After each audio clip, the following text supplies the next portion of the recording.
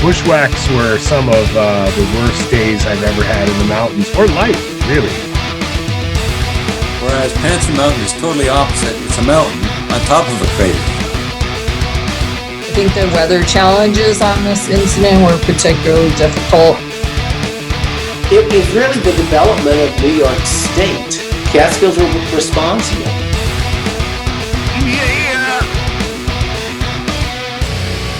Now you're listening to Inside the Line, Catskill Mountains podcast. DEC better watch out. They're gonna have to compete with us. What do you? I don't know. I don't know if to talk about that, Ted. A DEC is gonna rip us apart, right? It's once you get a good thing going, the government steps in and ruins it for you. Oh my God, that was so good.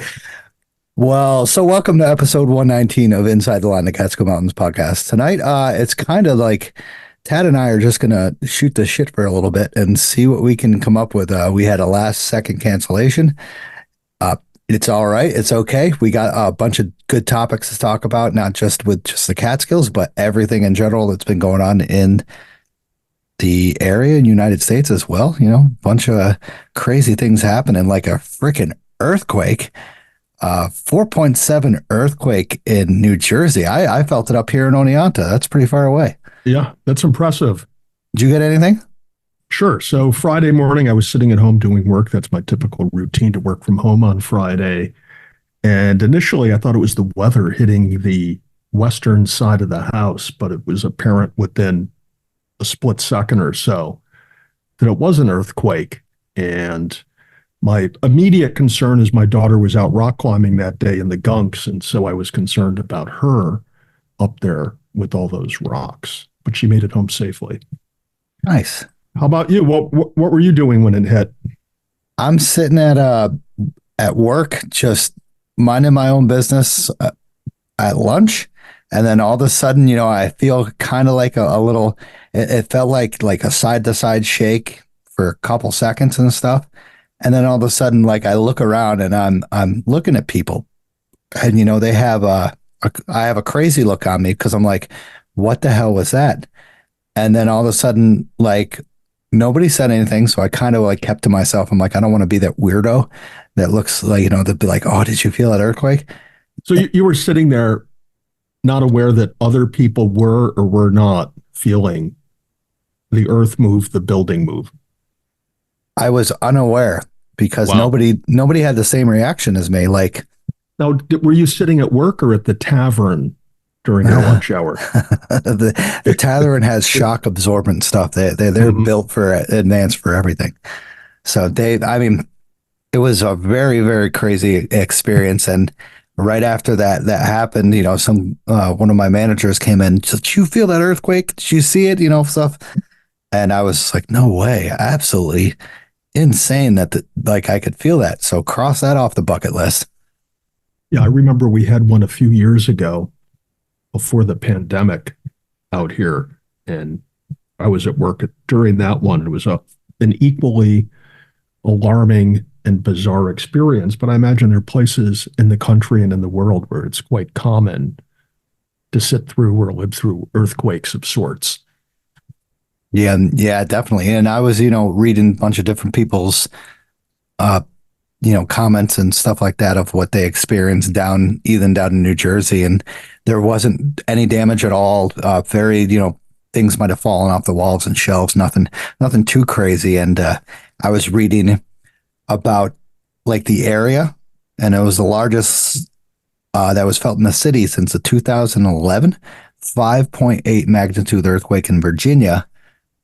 That kind of gave an aftershock and stuff trembling all the way to New Jersey. But, you know, the last time this area felt that, I believe, was the 1950s.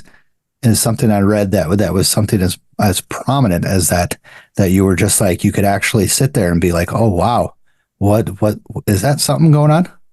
Yeah. Imagine you're in an elevator in one of those skyscrapers in Manhattan and, the whole elevator starts shaking and you don't initially know what's going on. It's kind of a creepy experience. Right.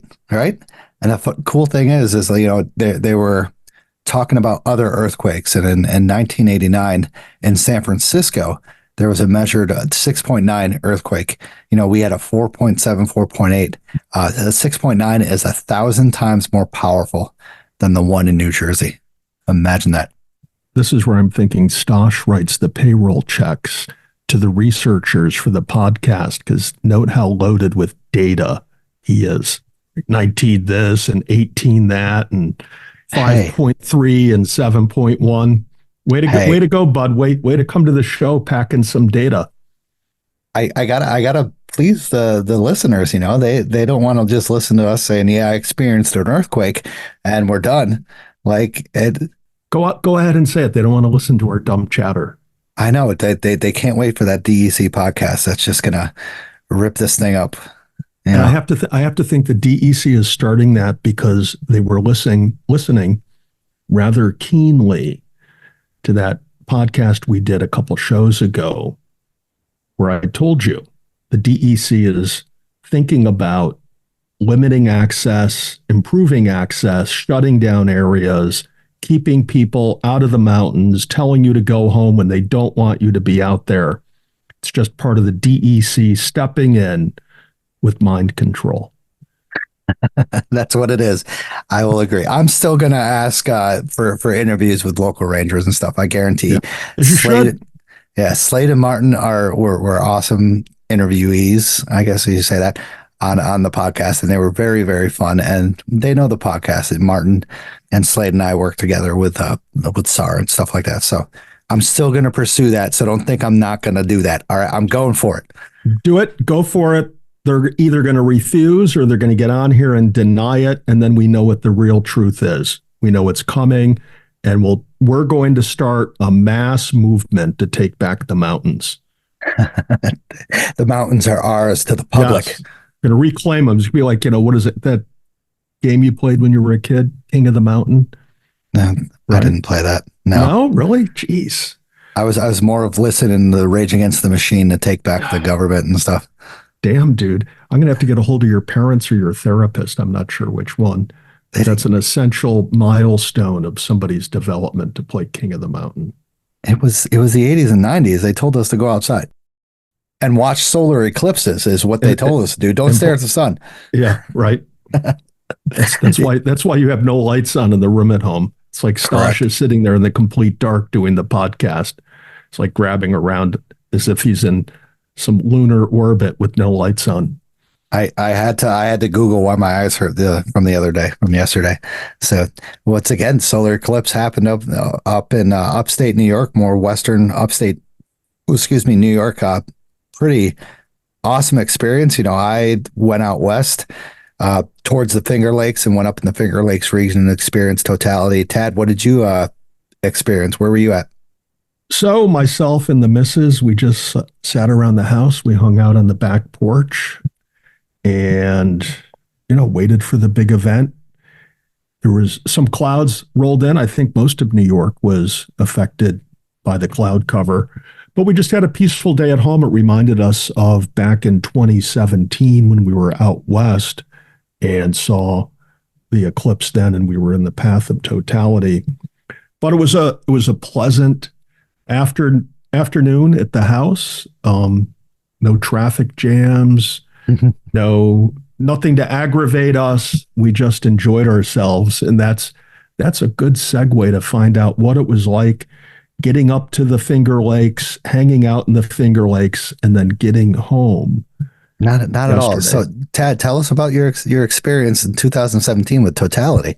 Oh, well, we were out in Portland, Oregon to drop our oldest daughter off at college. The day before was the lunar eclipse, and we drove something like 2 hours south of Portland. I picked out a spot, was a small community. We went to the local town park where there was a baseball field. I figured we'd have a lot of unobstructed view in front of us with the baseball field there. Shortly after we arrived, a fellow pulls up. He's got some high-end pro equipment. He's made a high-density filter to put over his lens, and he got set up. It turns out, because I Googled the guy afterwards, that he was a Pulitzer Prize winning photographer. And yeah, any doubt about his credentials were put to rest when you look at his photos, because they were top shelf professional quality. And I was there with my trusty little Canon point and shoot and tried to fake him out by showing him some photos that I didn't take, that were taken by somebody else that I downloaded, but he didn't believe me, of course. but it was a great experience. We didn't have any cloud cover at all, and we got all of those unique features and effects with the totality, the funky wavy lights. It seems like the animals just kind of settle down at first. It's a kind of an eerie feeling when that takes over. But I want to hear about yours, because mine was 7 years ago and I've forgotten a lot of it for whatever reason. I was going to say, how do you forget that? Like it was when, I traveled, I went up to my friend's house who was in Penn, and he's around 3 hours away from us. So we traveled up like northwest somewhat, past Ithaca into right in the middle of the Finger Lakes. And he lives kind of like, I'm pretty sure it was like 2,000 feet from totality, where where he lived was right on the edge of totality. And we were just like, that's like, 25 seconds of totality. And we wanted to go more north. So we found a place up north, up in Canandaigua, that's called Star Cider.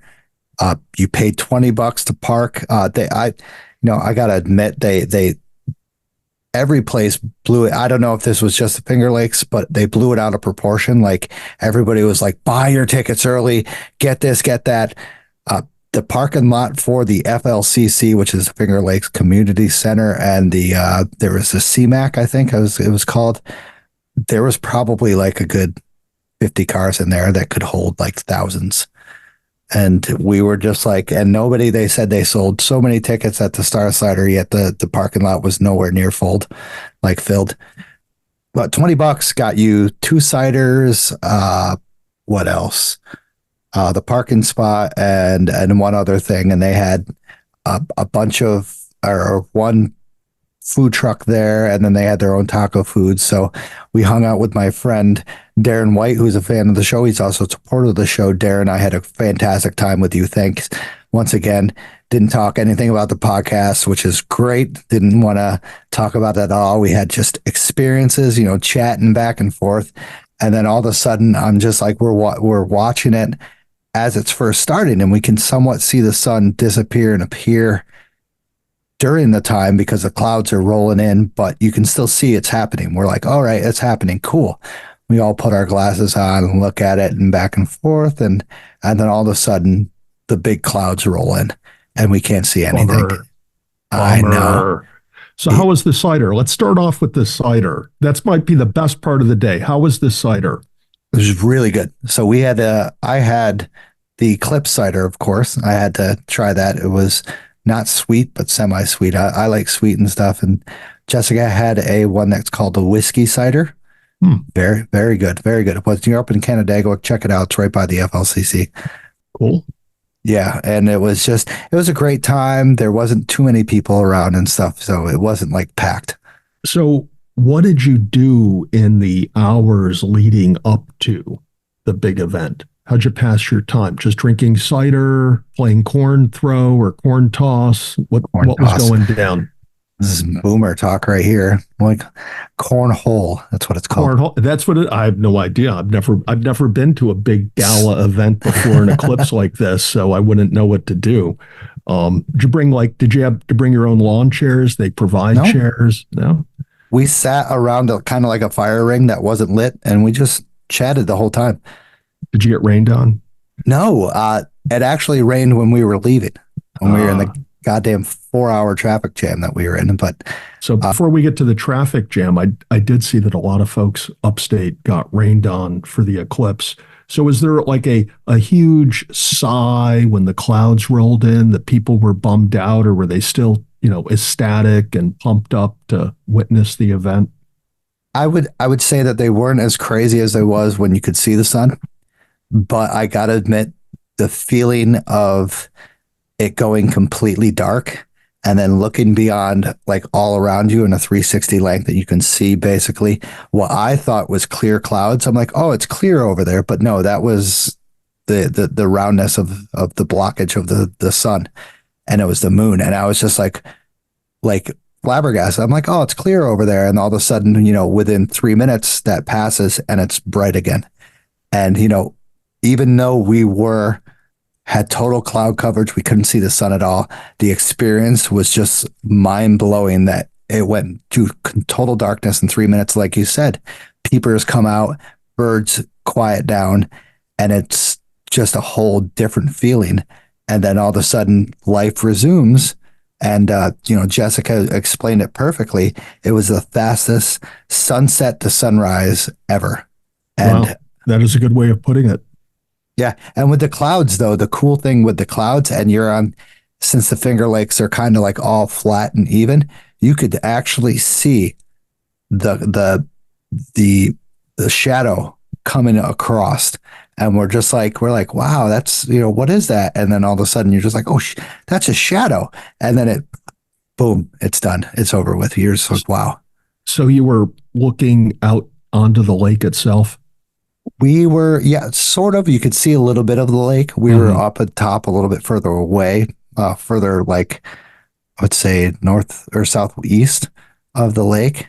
And you saw a shadow from the moon passing along the ground?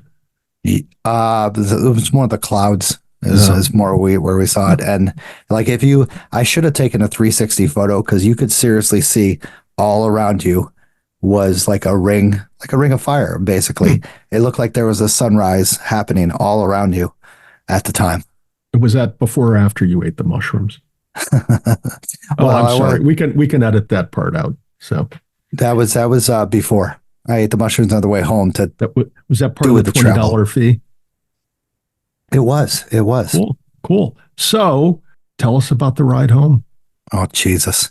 What were the other drivers like? Was there a lot of road rage going on? Were people mellow? Just what happens after a lunar eclipse?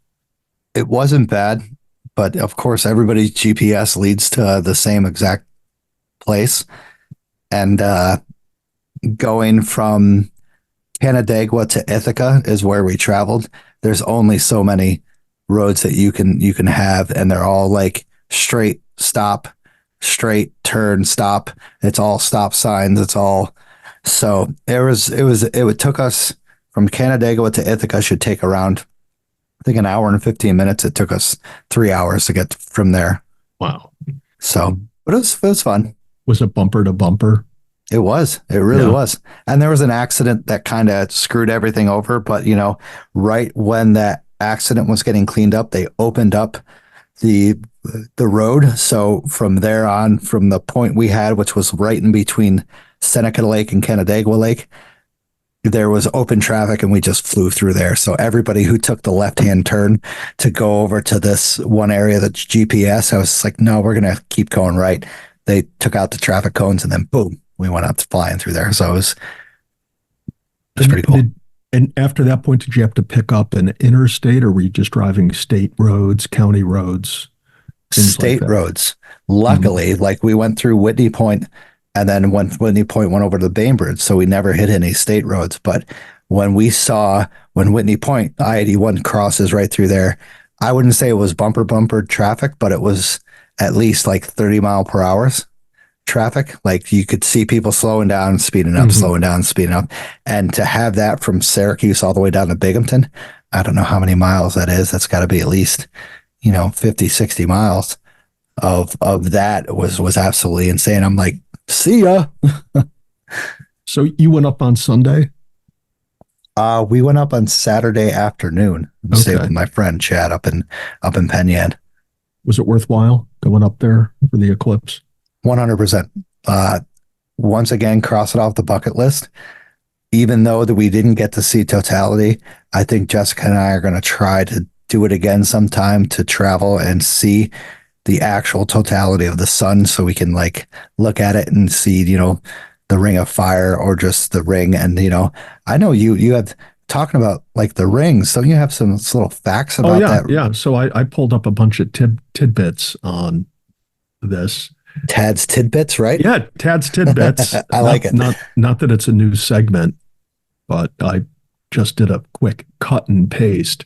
So they refer to the beads of silver light around the moon's edge as Bailey's beads, and apparently it was so named because of the astronomer Francis Bailey, who described this effect in 1836. Wow. And it's the result of the sunlight's interaction with the moon's uneven topography. So when you see those in folks' photos, you're looking at Bailey's beads. Then one of the other tidbits I pulled up, it says that when the sun suddenly goes dark in the middle of the day, animals can become very confused. Certain creatures like cicadas, crickets might start chirping their evening song. Cows and horses may begin bedding down for the night, while birds return to their roost. Did you see any of that, Stosh? Not where I was. No, I just saw a bunch of young women taking selfies and doing a bunch of weird stuff on their phones. Cider shots. Correct. Got it.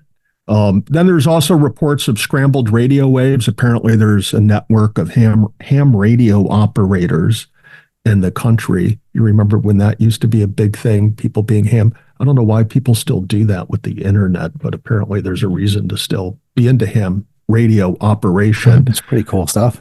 Is it? Well, yeah. I mean, if you contact somebody like from the Adirondack High Peaks and you can contact them over in Colorado, that's pretty neat by radio waves. Well, I'm contacting you and you're contacting me, and we get to see one another in our goofy looking headsets. So at any rate, that's one of the things that's reported, and these ham radio operators had gotten together to study that apparently more scientifically. The other tidbit I pulled up is, are you wondering what to do with your Eclipse glasses now that the April 8th total solar eclipse has come and gone? Not that it was a topic on my mind until I saw it online, but apparently there's a nonprofit group, Astronomers Without Borders, has partnered with library schools, museums, businesses, and other organizations across the USA and Canada to collect, recycle, gently used Eclipse viewing glasses. The glasses will be sent to underserved communities and schools around the world to use during future solar eclipses. So, Stosh, are your solar eclipse glasses gently used? Yes, definitely. You didn't get hit like with one of those corn balls in the side of the head as you were drinking a cider, and it just like demolished your Eclipse glasses. That didn't happen up there in Penyon. I didn't even use the solar eclipse. I looked straight at the sun and I was like, yeah, I can take this. Yeah, playing some like, heavy metal music. 2, 3, 4, 5 seconds. Who can beat that? And everybody shook their head. No. Yeah. No. So the funny thing is, you talk about that. My wife, at the end of the solar eclipse, she asked like everybody to give her their glasses so we can donate them. And I'm like, what are you talking about? She's like, I'm pretty sure they have like a donation thing online of where you can send it to someone and they'll send it to like Africa, because Africa gets like, I'm pretty sure there's certain places right along the equator that get like 3 or 4 eclipses per year. Wow. And that's interesting. Yeah. Sounds like your wife is on top of this. She says it was the fastest sunset, sunrise for an eclipse. She's out there collecting the glasses, ready to send them off to Africa. We need to get her to be one of our researchers and writers for the show. I wish. I don't think she's listened to a single episode of this because she knows better. Just say it, because she knows better. She doesn't want to judge me. Yeah. She doesn't want to be like, even though we're recording this on Tuesday night, I bet you tomorrow night she'll say to you, Stosh, don't you have to go into your podcast room and record some episodes?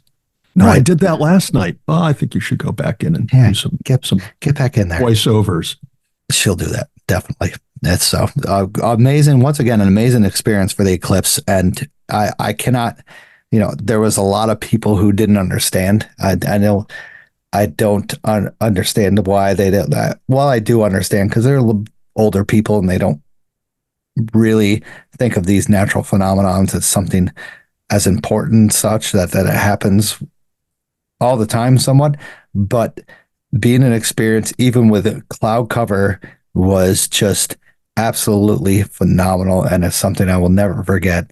And, I will definitely do it again when I can and try to just to see. I could only imagine what the people in the Adirondacks and, some people up towards the Great Lakes experienced when they saw that. I had a bunch of friends that experienced it full on, and I'm very jealous. And to see these things online of the Ring of Fire, and like you said, the Bailey's beads, and the kind of like the ring of just that one little part. I'm jealous as heck, but I still had a phenomenal time, and I'll do it again. Good. Glad you enjoyed it. Yeah, it was fantastic. So let's move on to some more Catskill news. So the Catskill Mountain Railroad was awarded $4.4 million for improvements. So I found this out a couple weeks ago, and we haven't brought it up. I think I forgot about it. But the Catskill Mountain Railroad, which is located, once again, between Kingston and Phoenicia and Stony Cove and such, was offered $4.4 million for updates and such. And there's 3 grants for these 3 projects. So around 667,000 for the Basin Rail Terminal, 1.5 million for an engine house with connecting track, and 2.3 million for a clean diesel upgrade on the road's locomotive. And this was all brought together by Ulster County Legislature. They gave a 5-year permit to operate. Once again, this has been happening. The railroad has been happening ever since they built the Ashokan Reservoir back in the early 1900s. That's when they brought supplies from New York City all the way up to this area. And we'll get in later a little bit about the history of that. But they have the Catskill Mountain Railroad kind of individually has been happening since 1982, but the railroad was built back in the 1900s to bring supplies up to the Ashokan Reservoir, and then since expanded by then. And then sometimes I'm pretty sure it went all the way up to where I live in Oneonta by 1900s. The Ulster and Delaware Railroad was an amazing accomplishment by not only American culture, really, because that's basically what started train travel, transportation, and stuff like that on the railroads, was the Ulster and Delaware County Railroad. So crazy, awesome stuff. So hopefully that'll improve the experience over in Arkville and Roxbury, because I don't know, have you ever been on one of those train rides? They're pretty dreary. I have not been on one of these historic railroads such as this one, although I have traveled quite a bit on Amtrak, Metro North, the other mass transit railroads in the New York metro area. Obviously, Amtrak goes much, much further than that. But yeah, train travel can be convenient and fun. And so surely getting on the Catskill Mountain Railroad, if you're a youngster with your parents, they have a multitude of fun event rides in the Easter summer train, Christmas times of year. So it sounds like a good tourist attraction for families. Definitely. But they're not hauling cows and lumber anymore. Not anymore. Not like they used to. The lumber and the, I'm pretty sure like the concrete and stuff like that from Kingston. From the quarries. Yep. Yeah, it was, and I've been on one of the rides that go from Arkville to Roxbury and such, and it's really odd because there's like they only do it during, of course, like the popular tourist season, which is summer and fall is the more bigger seasons. And we went in the fall, and they didn't really trim anything on the trees, so the trains was like hitting the trees a little bit, and it was kind of like uncomfortable because you don't know when you're going to get whacked in the face on a tree. You're only going probably around 15, 20 miles an hour, but it was just very uncomfortable. So hopefully they'll improve that. I know they've been doing improvements on the actual rail cars there, but hopefully they'll just take a saw and go through that. Man, I do better maintenance on my trail. Indeed. Yeah, it's interesting that there's along really what is the same railroad passage or set of railroad tracks from Kingston all the way to Roxbury, but it's not a continuous line anymore. There's segments of it that aren't maintained and aren't owned or under the control of either of the two railroads that operate on either end of it. It would be nice if they were to make it a set of through tracks going all the way from Kingston out to Roxbury and vice versa. Yeah, it would be really cool. Really phenomenal experience. Damn, the brightness and the sun. There you go. It's another eclipse is happening as we speak in Stasha's podcast room. His eyes got blown out once again. Turned on the selfie light and it shined a bright, like almost like, the sun. But he's resilient. He's back to it, folks. I'm back to it.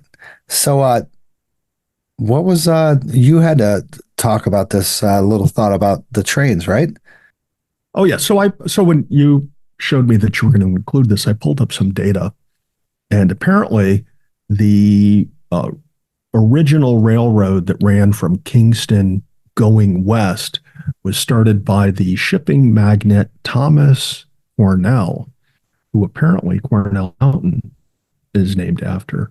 One of the other little tidbits I pulled up is that in 1913, more than 676,000 passengers rode the Ulster and Delaware Railroad in the Catskills. So that's reflective of a lot of traffic, predominantly tourist traffic and locals traveling back and forth.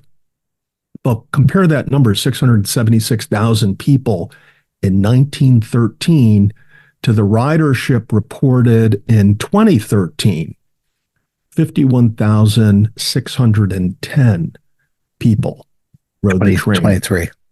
2023. So that's, a difference of over 650,000 people. But the area is more populated, far fewer. Nobody really rides it for transportation, just for tourism. So folks in the Catskills are no longer dependent on the railroad. Yeah. And it's amazing, we talk about railroads were huge here in the Catskills. I mean, everything was hauled by railroads. Stony Globe Notch, you have the Fenwick Lumber Company, any Tanner's area was hauled by railroad.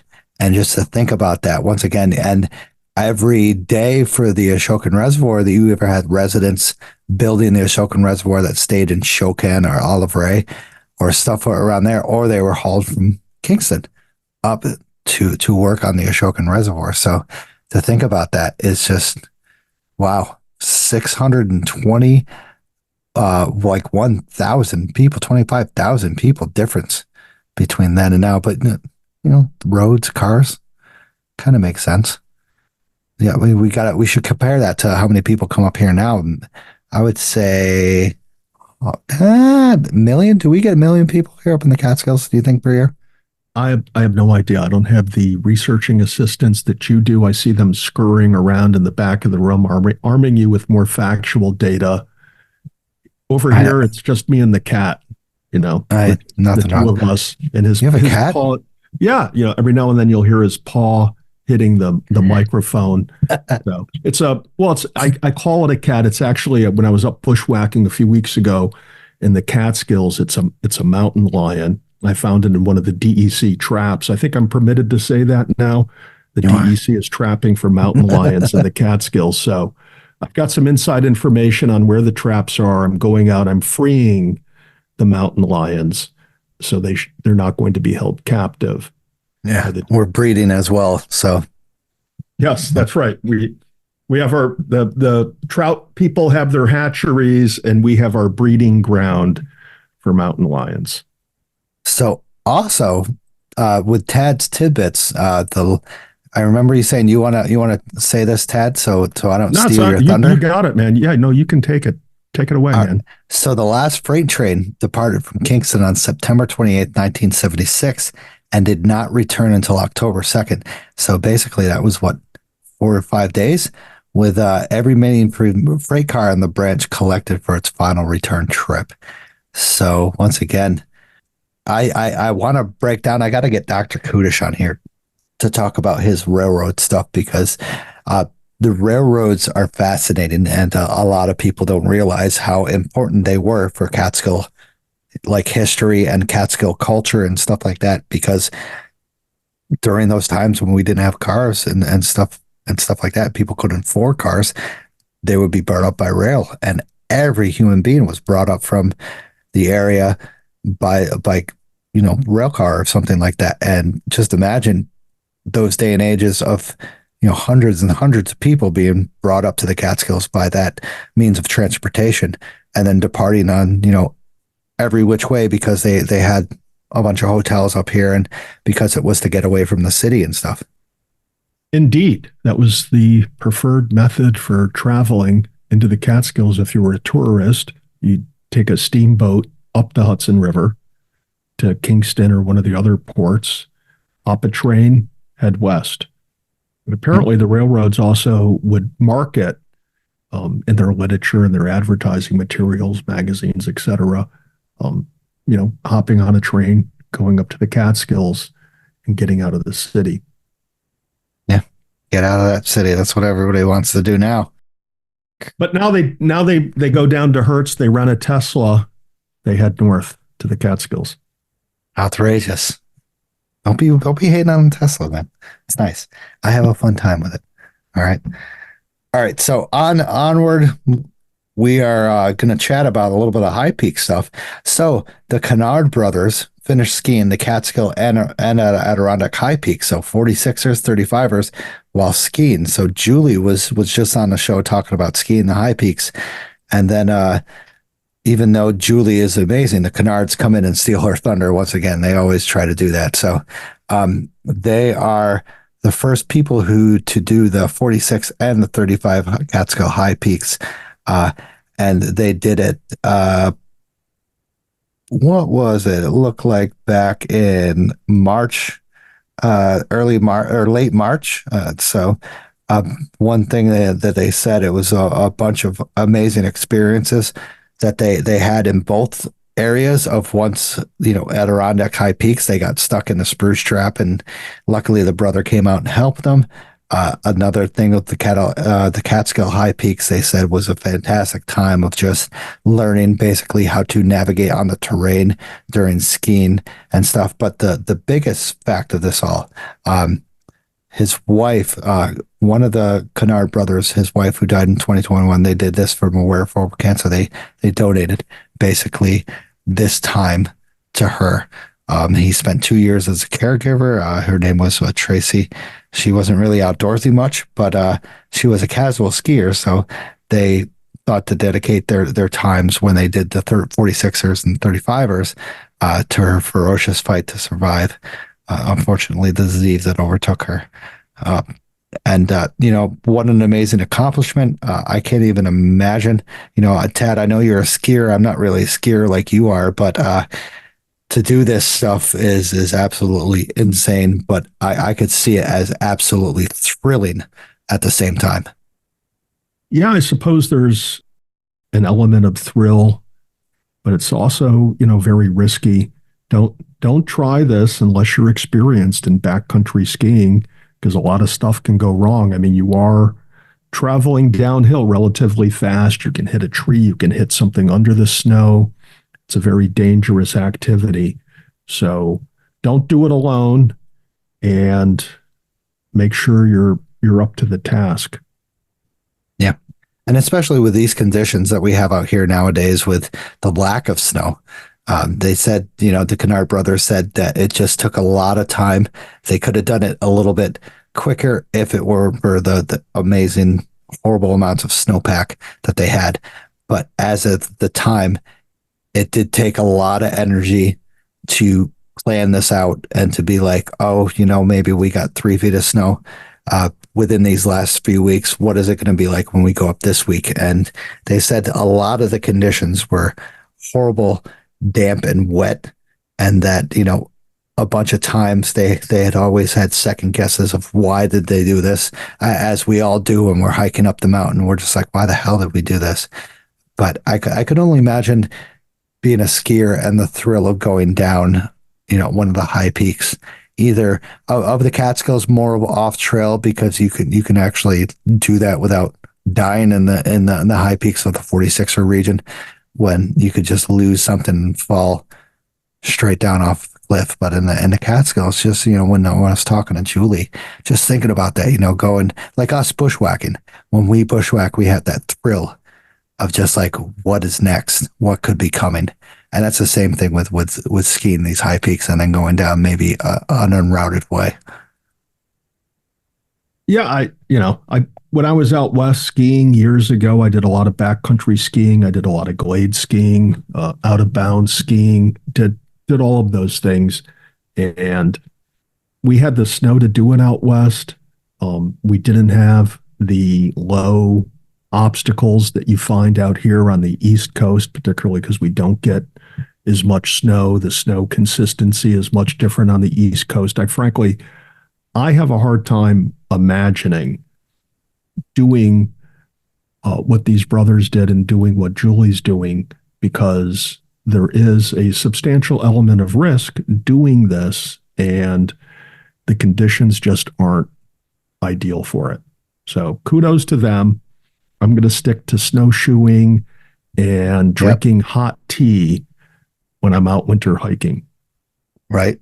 Yeah. I mean, they also did prepare themselves crazy for this. They had GPS navigating devices and two-way walkie-talkies, so they were within a certain frequency of each other. So in case one of them, of course, got into trouble, the other one could help them out and stuff. Definitely different situations. Once again, they said that everything was very slow going just because of the conditions that we have had here in the Catskills, Northeast, in the past couple of years have just been absolutely insane. And kudos to them. Hopefully maybe I could get them on here for maybe reach out to them. Let's get them before the DEC does. Just gonna say that. Nice. The DEC will snag them and be like, "Hey." Yeah. The big difference is we don't really have the perks to give away like the DEC does. I mean, the DEC is going to be able to give away free access passes to, hike in the Catskills, to, get into Catterskill Falls, Blue Hole. We don't have any of that, but they can come over to our mountain lion petting zoo. Right. And then I got stickers. We got stickers as well. That's true. We have cool stickers. So maybe we will get them on the show, because at the end of the day, it's all about a cool sticker. Correct. So I don't know if we have a topic of the night now. So let's just go. We don't have anything. So let's just wrap it up. Thanks for.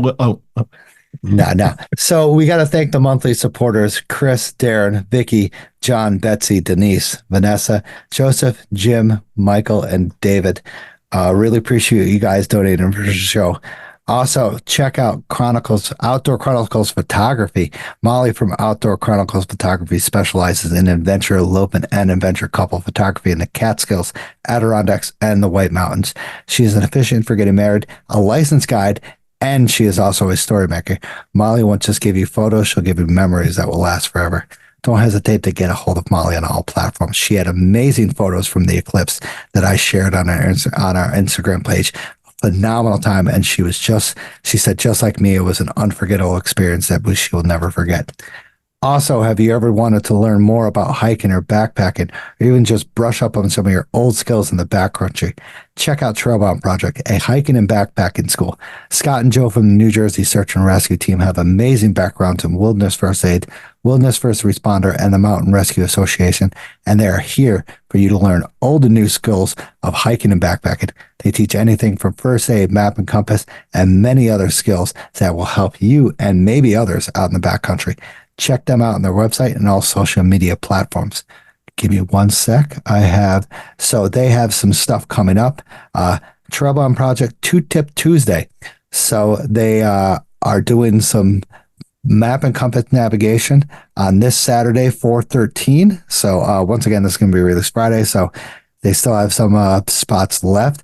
They have a Catskill weekend retreat map and compass hiking basics, which takes place on Friday, 4/19 to Sunday, 4/21. Hiking and Gear Essential, hiking basic and safety, and map and compass navigation. So check them out on their websites. definitely recommend these guys because Scott and Joe are awesome. They've both been on the show before, and they're absolutely phenomenal human beings that know their freaking stuff about backpacking and hiking.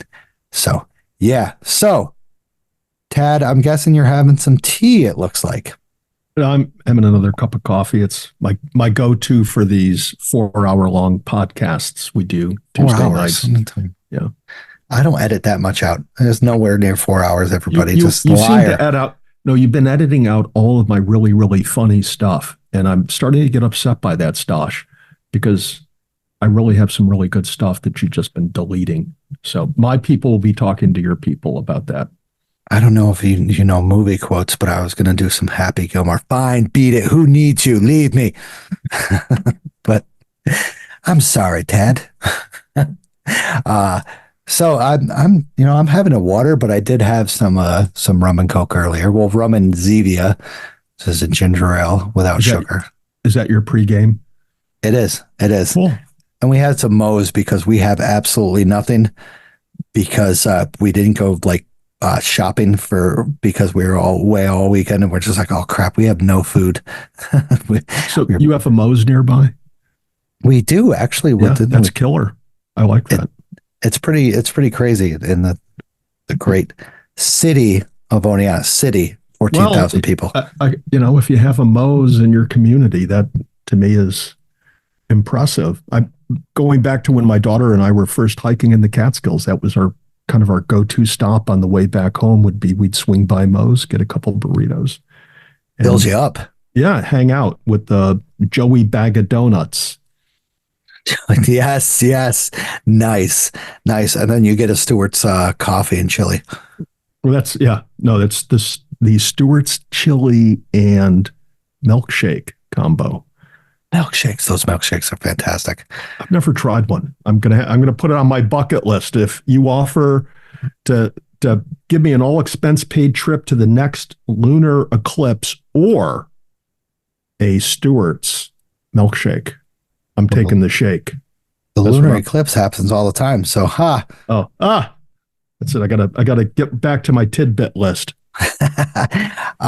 So once again, let's go to this previous hikes. Tad, I know I really had a small previous hike, but let's hear about your previous hike.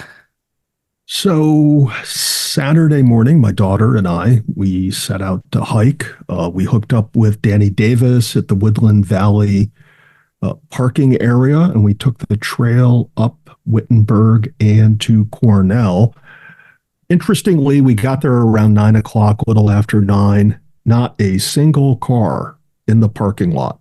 Wow. I was really surprised by that. So we geared up. Danny hooked up with us. We started heading up, and we started running into the more consistent snow at around 2,800 feet or so. Before then, there was a lot of ice on the trees, a lot of bent over trees. They were obstructing the trail. You had to really work around them to get up the trail. But once we hit that T intersection and started heading up the mountain, we really didn't run into that anymore. The snow got deeper. We eventually put on snowshoes. You didn't need snowshoes, but it was my daughter's first time snowshoeing. Oh, wow. Yeah, so it was really cool to do that with her. I did remind her, as I remind her often, that as her father, I taught her how to walk. So to be there when she strapped on a pair of snowshoes for the first time did bring back some memories. She had a good time. Although it was awkward. You ever been with somebody who hasn't snowshoed before and they put them on for the first time? And Yes. They're always stepping on one and then stepping on the other, and they're tripping and they're struggling. Well, that was her for a while, which as her father, it's fun to see that. Because she's otherwise she'd be like heading out of the house going rock climbing or something. And it was good to see her out there with Danny and I. The conditions as you went up further just got better and better, and it really had that deep winter feel up on Wittenberg. And then we headed over to Cornell, and we explored around Cornell a little bit and turned around, came back. You have phenomenal views, I'm guessing, because of your pictures. Yeah, the views were okay. I mean, there was a lot of cloud cover, but we weren't trying to find an eclipse, so the clouds weren't all that bothersome. But yeah, the the ice on the trees, they were just caked in inches of ice and then snow on top of the ice. A lot of the trees were bent over, even on the summit. So it from the looks of it, it was a pretty intense storm up there. But it's always fun to go up into the Catskills in the month of April, when the week before you were kind of wishing that you had your shorts with you and were packing light. And then this past weekend, you're throwing your snowshoes on in winter conditions, kind of reliving that winter hiking experience. So it was a great time. Afterwards, we went to Rio's. Oh, wow. Yeah. We didn't get chili and milkshakes. We got burgers. The whole hike, my daughter was, just barking out how she was so hungry she could eat a burger. And that's what we did afterwards. We went over to Brio's, had a burger, and then headed home. Now, judging from your pictures, it was really crazy to see the line of where it was absolutely nothing, and then all of a sudden snow and rime and ice. It was really crazy to see that. In the parking lot, there was no snow, no ice, nothing to indicate that it was what it was in the tops. I mean, it was fortunate. Some days you drive into the Catskills, you can't see the mountaintops when you drive in, so you really don't know what you're going to get into when you get up there. But we were able to see the mountaintops. We knew we were going to run into some snow. I saw some other photos on Instagram, which indicated to me more or less what we were going to run into. And like I said, we didn't need the snowshoes, but it was fun to put them on just so my daughter could get the hang of that. Was she opposed to doing that? Being like, no, good. Yeah, she wanted to get out and snowshoe last year. But with, the winter conditions that we didn't have, and with her schedule of other activities that she was doing last winter, we didn't get around to it. So the things came together for this past weekend between her availability and that, I'm going to say, maybe 8 to 10 inches of snow that they got at the higher elevation last week. It made for a good snowshoeing day. And the snow wasn't like, what was it? It wasn't even like that. Was it heavy, or was it like nice and? Yeah. So at the lower elevation, it was wetter. It was that type of snow that we did on the way down for a while. We had our trail crampons on, and they would snowball underneath because of the wetness of the snow. Higher up, though, the snow was dry enough that you didn't get any of that clumping or caking of the snow on your snowshoe. And, like I said, if it was a different time of the year, maybe you would have thought snowshoes were more of a necessity, but there wasn't any snow under this recent snowfall. And it was right on the border of needing or not needing the snowshoes. So we opted for them. One of the interesting things was there did seem to be an indication that there had been a lot of wind associated with that snowstorm, particularly the way the ice had hit these trees, how they were all at the upper elevation, pretty much uniformly bent in the same direction. Nice. But I didn't see any evidence of any drifting up there, which I would have expected with wind associated with that snowfall. Yeah. Well, did you meet any people on the way down that were ill prepared? Yes, of course I did. That's not even in the script, and obviously you knew that happened. So we went all the way out to Cornell. We hung out at Cornell, and then we're on our way back, and we run into this fellow, Doug. Doug, if you're listening, hello. Danny ran into him first. He was ahead of my daughter and I. Danny describes Doug. Well, first of all, Doug's a solo out hiker, and he did not appear to be all that experienced in winter hiking. But I'll say that what Doug did come with, according to Danny, was a big blunt. Yes. Wow. Doug was apparently hanging out on Wittenberg, smoking his big blunt. He wanted to go on to Cornell, but we told him that maybe going up the Cornell crack would work for him. Probably not coming down the Cornell crack was going to work for him, right? And I didn't know what the availability of the DEC and its helicopter was on Saturday, so I didn't want to encourage him to move on.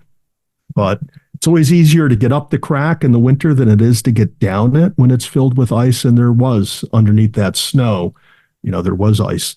And then later on at around 2,800 feet on the way down, we did run into a young couple. It was in the afternoon. I'm going to say it's around 3 o'clock now. The sun's starting to go down. It's getting cooler. The snow hadn't started to get crunchy yet, but you knew that it was going to be getting crunchy sooner. And we ran into a young couple who probably had a lot of cotton on, no gloves, no spikes, but apparently some good luck because they were still marching along, and they were insistent or adamant that they would make it to the top before nightfall and get back down. And I checked. I didn't see that there was any incidents or rescues up there. We also saw in the trail register on our way out that a couple groups after we started out, that a couple groups signed in to go to the summit, but they never made it to the summit. There wasn't any tracks on the way down other than ours and Doug with the big blunt on the trail. And then, of course, we ran into that young couple. I don't know if they made it to the summit or not. So 2,800 feet is located kind of like near the junction. I'm guessing. It's just uphill of the junction. I don't know if it's an old logging road or ox road up there, but it was easy going. There wasn't any ice underneath there. As you did get up higher, I'm not sure if there was ice on the ground or not. We had our snowshoes on or our spikes, so there was enough snow cover on top of it that you weren't hitting the ice. Nice. But yeah, I just, that young couple going up that late in the afternoon, and I didn't see any gloves. I just found that to be unusual. It happens all the time. Imagine, I wonder what it was like on Panther and stuff like that going up there. So that's crazy though. Awesome experience, man. You got to love those times of when you get the unexpected, and you guys were well prepared. You had the snowshoes, you had the experience, and those pictures. Once again, you want to check out those pictures. GS Bar 1, that's his call name on good old Instagram. And I gotta admit, I was jealous as heck. I was like, wow, look at those pictures, unbelievable. That's what I hike for, is for the photos. I don't do it for anything else, just to take a couple good photos, post them on Instagram, and get out of there. Get that fame. Yeah, that's all. I hike for the likes on Instagram. Nice. So, you talk about your big hikes. I stayed kind of like flat this weekend. I went up to the Keuka Outlet Trail and did a couple miles with my friend Chad and my wife Jessica, and we hit some nice waterfalls along the way that were old mills going from the Keuka to Seneca Lake. Kind of like business area that used to be an old rail bed, of course, which was awesome to see that, and to kind of like them to restore that, and to see, to be honest, Ted, I was one of those guys, 5 years ago, I'd be like, I hope nobody ever hikes. And then seeing all these people out here hiking and to enjoy this I was smiling and just so happy that people are out there, looking at these waterfalls and looking at these areas and enjoying these areas and maybe donating to these areas to make these areas better. And just a phenomenal day on Saturday that we had. Well, no, it was Sunday that we had just sun shining, no cloud in the goddamn sky. And we're like, yeah, the eclipse is going to be great. And then, of course, New York State has to hit with its awesome weather that we have. And then the next day it's nice. So it's Sunday, beautiful skies. Monday, crappy where we were, and then all of a sudden beautiful skies Tuesday, whatever. But on Monday the cider was good, so it was wasn't good. a complete loss. It was good, but we got out and about, got on those trails. It was absolutely basically no elevation gain, but seeing those waterfalls, the power, they opened up the gates from Keuka Lake to the Seneca Lake, so the waterfalls were absolutely monstrous and just flowing, and the power of water. A lot of people don't understand how water is the most destructive force in the world, that you cannot beat water. And people don't understand how powerful it is. Yeah, Kuka Lake, I used to spend a lot of time up there in the 70s, 80s, through the 90s, sailing on the lake. And I didn't get into hiking in that area until, I'm going to say, sometime in the early 90s. I did some hiking around there. It's very beautiful country up there. Glad you folks got up there to enjoy it. Yeah, loved it, loved it. So basically, that was my good old previous hikes. Hopefully, I was going to get out today on Tuesday, but unfortunately, I didn't tell you I got freaking dentist to filling and stuff like that. So and recovering from the weekend and stuff. All right, so Catskill News once again. Volunteer 3500 Club Catskill Trail Crew. They got some dates coming up. 421, 422, 427, 428. Oh, excuse me, 428.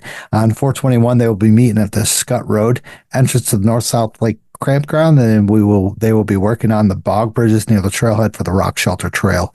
Very important process area up in New York State because that is a very well-traveled area.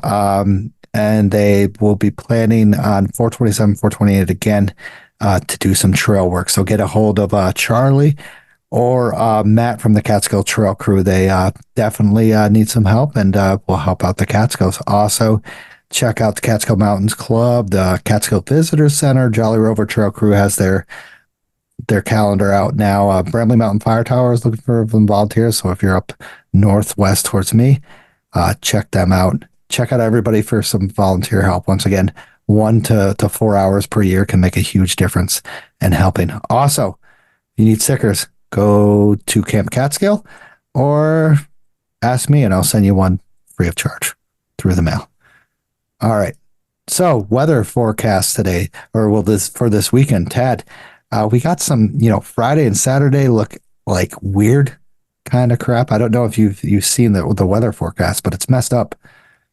Yeah, I haven't looked at it all that closely yet, but what I am wondering is, will it get warm enough to melt all that snow on the trail, or will we have that ice monorail this weekend? Good question. Yeah, so like Wednesday, Thursday, and Friday, it's supposed to be in the 50s with temperatures going down to maybe like 46 to maybe like 39. Nothing too crazy, but Thursday, Friday, and then Saturday morning, we're supposed to have light to heavy rain. So that's going to screw everything up. And there's kind of like not enough time. So Friday into Saturday, there's not enough time for it to freeze over to have that monorail, but it says it's supposed to get down to 27 degrees on Saturday with light snow in the morning with a wind chill of 7 degrees.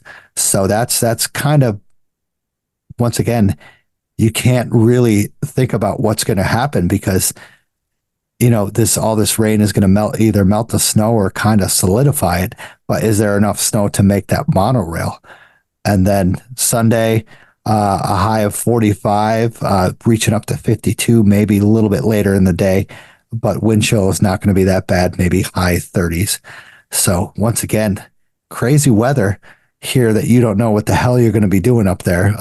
I once again keep bringing spikes until it's all gone, until we maybe have a melting. Are we going to get another storm? Are we not going to? What the hell?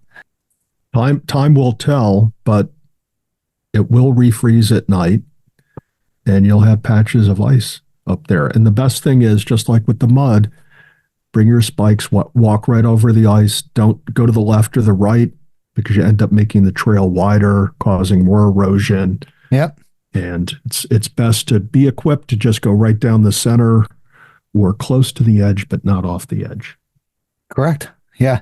And you said it might freeze over. A lot of these temperatures, even with the wind chill, won't go down below freezing. So you might have a freeze over, you might not. But once again, it's going to be tough conditions. So be prepared and for anything and everything, because Friday's heavy rain and light snow at night with temperatures going down the low 30s, but nothing too crazy. But the conditions are going to be absolutely horrendous. So have fun. I won't be out. Bring your rock spikes because you might need them. Oh yeah, the round edges rock spikes. I got nubs. those.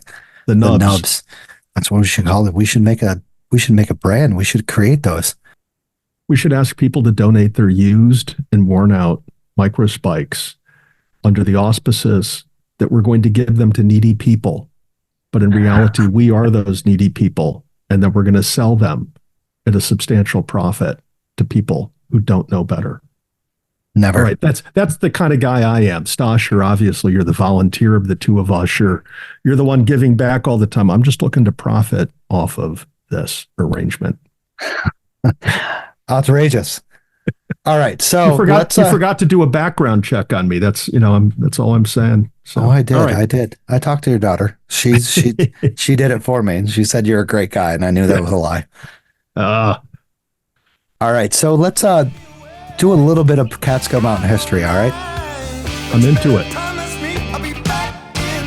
Okay, so we talked about the Catskill Mountain Railroad receiving some money to make their time and a little bit better, their operations a little bit better. So let's chat about them. I found out some old interesting information about the Catskill Mountain Railroad. So they can trace their roots back to the Rondout and Oswego Railroad that began in construction in 1868. Now, later on, the Ulster and Delaware Railroad took over that operations in 1867 and pushed to complete the railroad from Kingston all the way to where I live in Oneonta by 1900. Trains carried vital freight and tourist traffic to and from the Catskills. Bluestone for the sidewalks down to New York City was quarried here. Dairy products from area farms was brought by the City Rail, and one of the first all-weather routes into the Catskills by the railroad was enjoyed during those times by the thousands in those eras. Now, between 1908 and 1912, the railroad carried supplies from construction to the Ashokan Reservoir, and that was part of the reservoir systems feeding from New York City. And when the reservoir was completed, nearly 13 miles of the Ulster and Delaware Railroad were relocated to an easement on the property owned by New York City to compensate for the old route that is now underwater. The Ulster and Delaware Railroad was purchased by the New York Central Road in 1932, and it became their Catskill Mountain branch. Following the cancellation of the last Postal Service contract, passenger service at the line ended in 1954. Now, once again, New York Central and Pennsylvania Railroads merged in 1968 to form Penn Central, though it continued to decline on the branch. Once again, as we go through these times, the railroad is declining. The automobile services are doing better and such. Operation and the route can pass to Conrail, but there was no plans to retain the line after its last freight run, once again in October 2nd, 1976.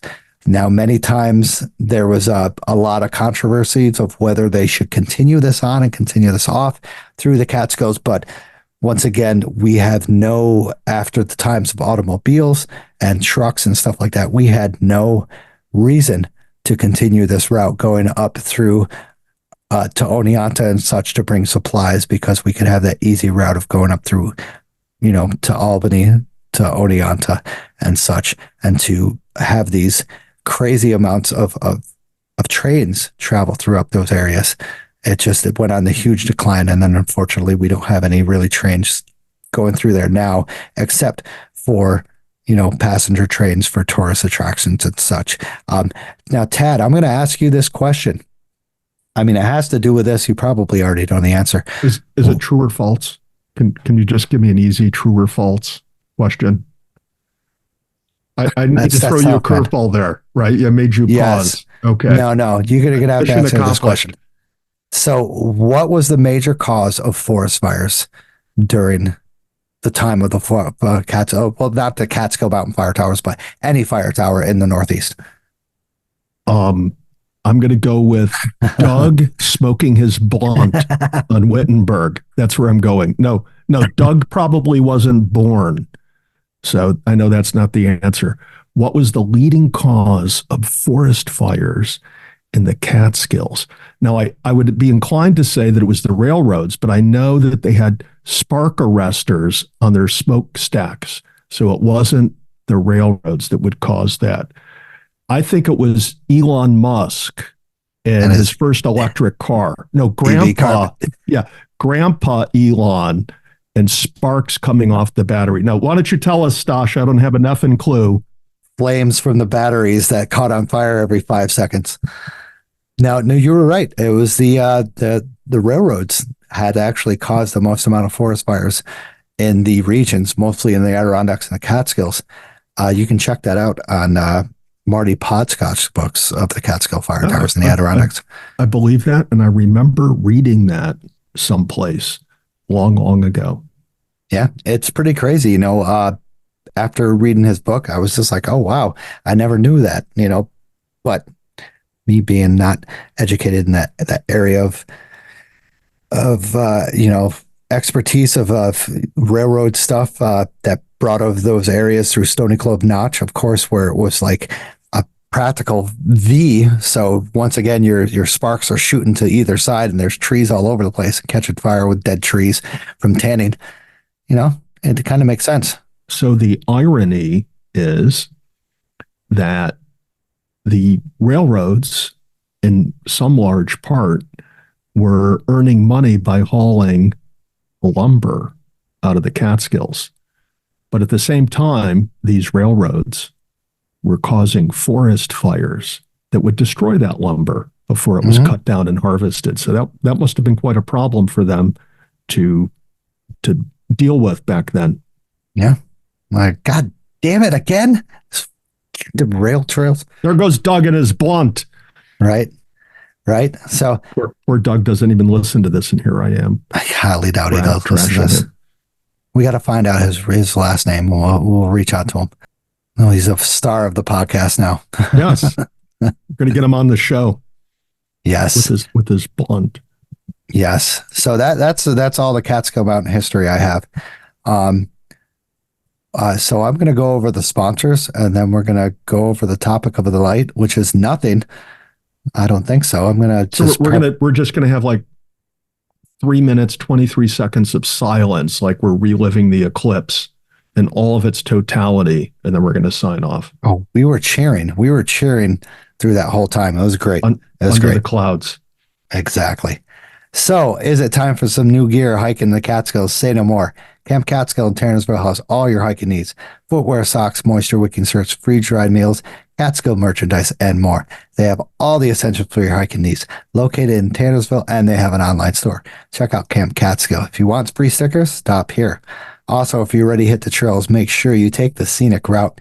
Scenic route guidance are here to help you with the goals, big or small, like Marcy or Slide or Lone of the Sewards. Check out Scenic Route Guiding and Gear Rentals on Instagram and Facebook for more information. Also, if you mention the podcast, you can get 10% off. Use the code Mountain Lion. Also, check out Another Summit, a nonprofit program that leads outdoor adventure activities for veterans and first responders for free. Another Summit's Epic Adventure applications are open. This year's Epic Adventures includes 9-day canoe trip in North Main Woods and a through hike of the Northville Placid Trail of the Adirondacks. Epic Adventures are a step-up program where you'll receive classroom instruction, wilderness first aid training, and a custom 3-day training trip, all leading up to the adventure you'll never forget. Of course, this is all 100% free for veterans and first responders. Applications are open until May for the Allagash River canoe trip and May 15th for the Northville Placid Trail. Apply today at anothersummit.org.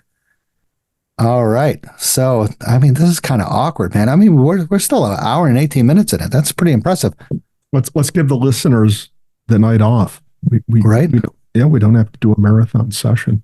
Right. So, question. Let's just have a real quick question. Favorite viewpoint in the Catskills, Tad? What is yours? Silence. I see it. Well, a lot of thoughts going into this answer. So as I'm rambling, I'm actually winding up to, what would actually be the best viewpoint in the Catskills, given that the Catskills are known for their very expansive and numerous viewpoints. So without further ado, my favorite viewpoint in the Catskills, or should I just say my favorite view, which interestingly I see on every hike, and that is my car in the parking lot at the end of the hike. That always, after a long hike, and it seems the longer the hike, the better that view is.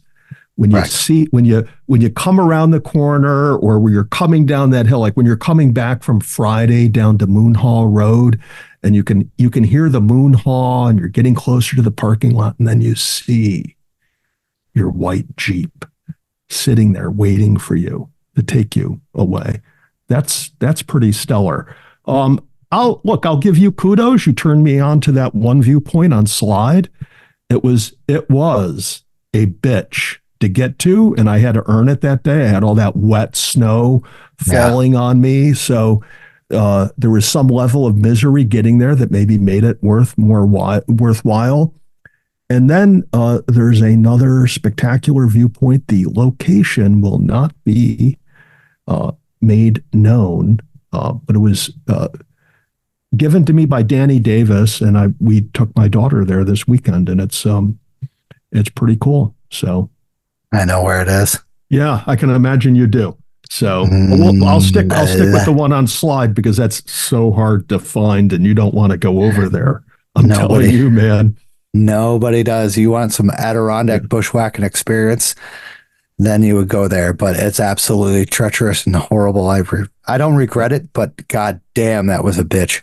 Yeah. Well, I hiked up the Deer Shanty Brook, which was that's even crazier. Yeah, it was a fun and interesting hike getting up there. So Stosh, since you asked the question, I know you have a favorite viewpoint that you want to share with us. So take it away.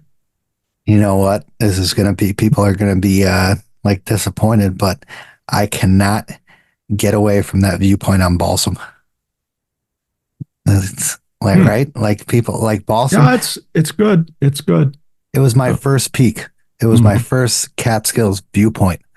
So when you hiked up to it that first time, were you going clockwise or counterclockwise? Clockwise. Okay. Yeah.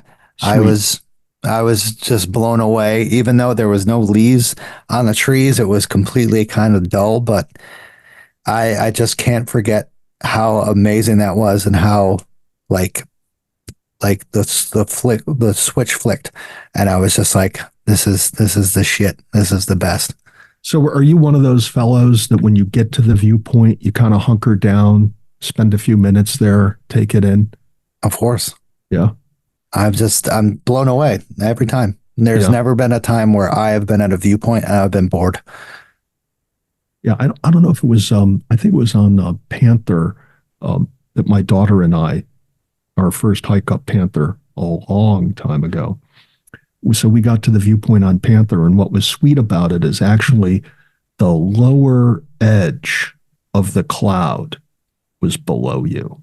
Oh, nice. It was almost like, a mild inversion that you would, if you look straight out, you'd be almost looking right into the cloud, and you'd have to look down to see under it. And you could see, how it was evolving and moving and shaping and reforming. It's a very cool experience, and I'm glad my daughter was there to see it with me. Kind of blew her away.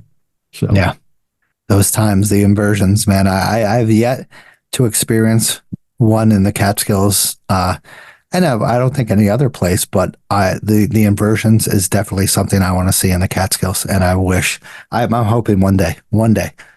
Gotta get out there early for those. Well, yeah, I think if you start listening to the DEC podcast, they're going to tell you when those inversions are coming. That's going to be, I think, a segment that they're going to have.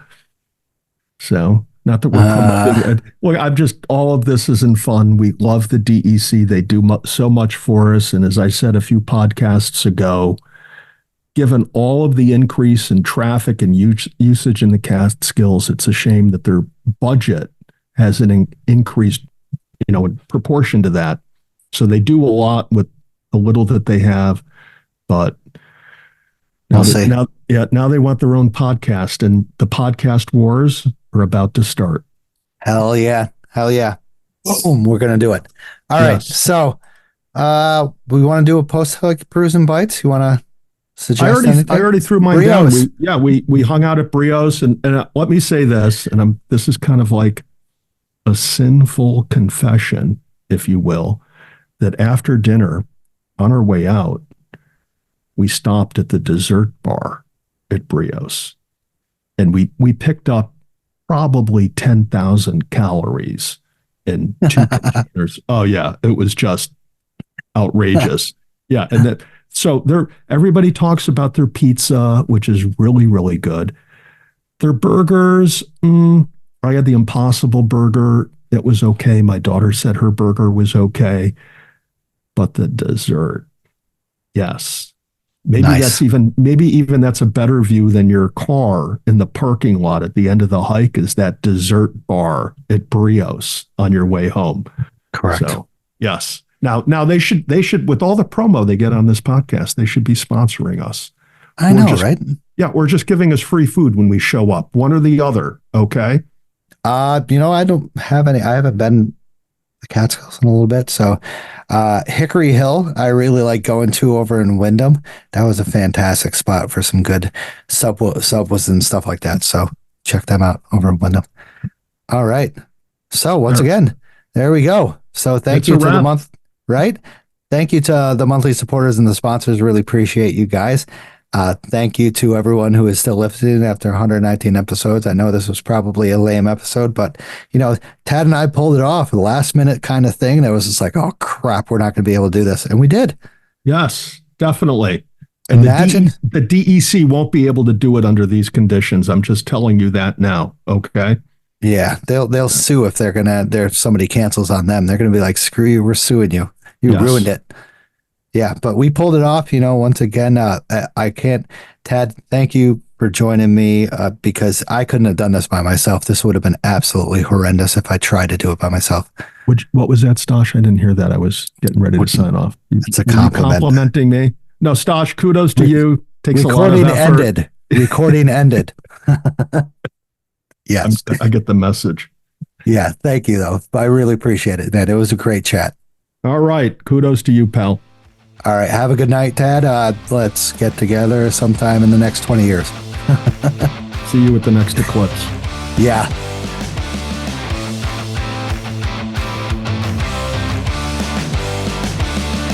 Hey everyone, I just want to thank you for listening to the show. If you enjoyed the show, subscribe and throw down a smooth review on Spotify, Apple Podcasts, or any podcast platform that you use. You can also check daily updates of the podcast, hikes, hiking news, and local news on Facebook, Instagram, Twitter, and the official website of the show.